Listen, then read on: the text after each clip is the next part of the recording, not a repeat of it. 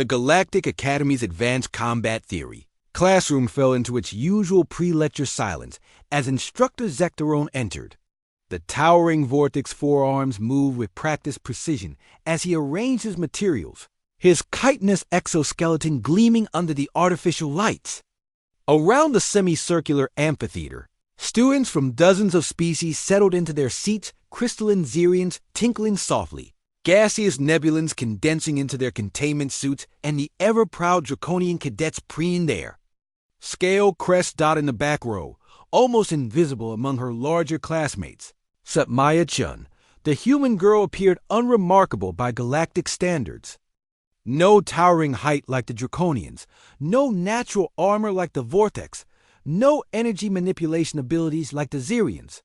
She was small, soft-looking, with dark hair pulled back in a simple ponytail, and wearing the standard issue gray academy uniform that seemed to hang loose on her diminutive frame. Today, Instructor Zektorone announced, his voice carrying easily through the chamber's acoustics, we will discuss theoretical combat scenarios involving lower-tier species. His compound eyes swept across the room, lingering dismissively on Maya. Specifically, how advanced civilizations might handle primitive opponents. A few snickers rippled through the class. The Draconian students Korath, Vexahan, and Dies S exchanged knowing glances. They had made no secret of their opinion that humans didn't belong in advanced military academies. Consider this, Zektorone continued, his secondary arms gesturing to activate the holographic display. A species from a Deathworld high-gravity, extreme weather, dangerous fauna might develop certain ... compensatory traits. However, these crude adaptations pale in comparison to true evolutionary advancement. The hologram showed a rotating display of various primitive species, humans prominently featured among them. Take the human, for example. Zektorone's mandibles clicked in what passed for Vortic amusement.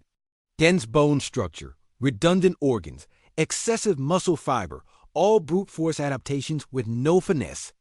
In a civilized combat scenario, such beings would be easily outmaneuvered by superior intellect and technology. Maya didn't move. She sat perfectly still, her hands folded on her desk, dark eyes focused straight ahead. But something in her stillness made the Xerians' crystals dim slightly, their natural empathic abilities picking up on a change in the room's resonance. Korath, the largest of the Draconian students, raised a clawed hand. Instructor, what about their supposed adrenaline response? Primitive fear reaction, correct? Precisely.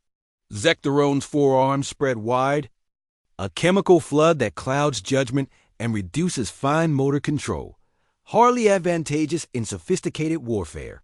He paused, his compound eyes finding Maya again. Perhaps our resident Deathworlder would care to demonstrate these ... limitations? The classroom fell silent. Even the nebulans stopped their constant subtle shifting. Maya still didn't move. When she spoke, her voice was quiet, almost conversational. That's not how adrenaline works, Instructor. Zektorone's mandibles spread in what he intended as a condescending smile. Oh? Please, enlighten us with your primitive wisdom. Adrenaline doesn't cloud judgment, Maya said, still not moving from her relaxed position. It sharpens focus, dilates pupils for better vision, increases blood flow to muscles, dulls pain receptors. Her voice remained level, almost bored. And it doesn't reduce fine motor control. It enhances gross motor function while maintaining precision in life-threatening situations. Theoretical nonsense, Zektorone dismissed, moving closer to her desk. His impressive height cast a shadow over the small human.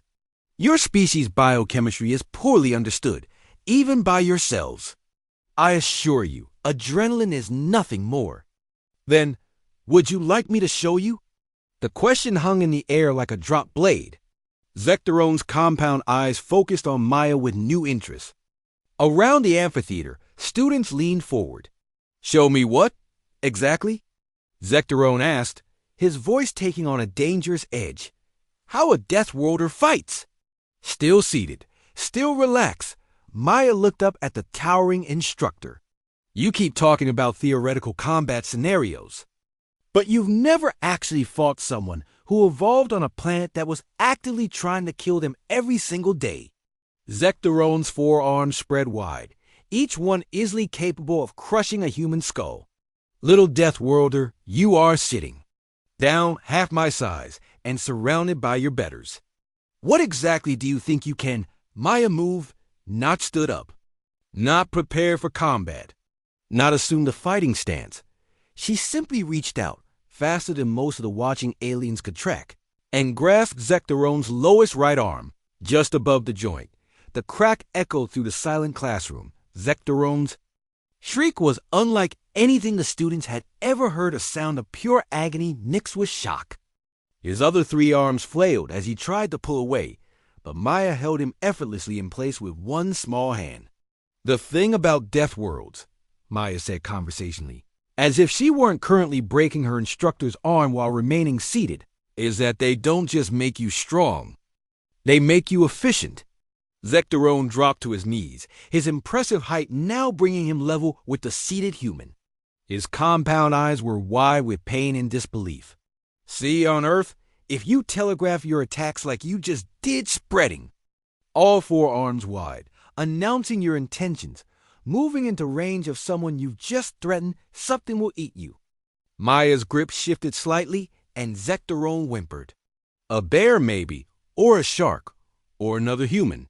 The classroom was frozen. Even the Draconians sat in stunned silence. The adrenaline you were talking about, Maya continued, finally looking down at the kneeling instructor. It's flooding my system right now. But my hands aren't shaking. My vision is crystal clear. And I could hold you here all day without getting tired. She released his arm and Zekterone immediately cradled it against his chest, his breathing. Ragged Maya finally stood, but slowly, casually.